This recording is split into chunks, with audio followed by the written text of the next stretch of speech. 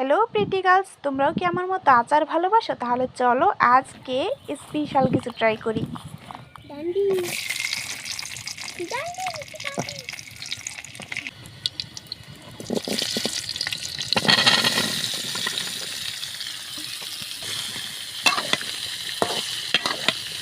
এখন আবার একদল এসে কমেন্ট করবে না যে আপা আপনি তো ফলের ডান্ডা হালান নাই।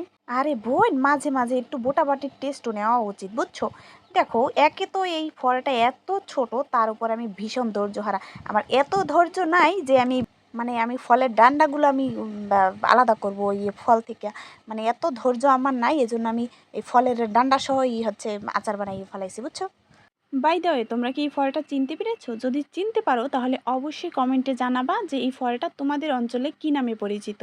আচ্ছা, এবার শোনো এই আচারের টেস্ট কেমন ছিল। টেস্ট এত ভালো ছিল, এত ভালো ছিল যে আমার নিজেরই বিশ্বাস হয় না যে এই আচার আমি বানাইছি।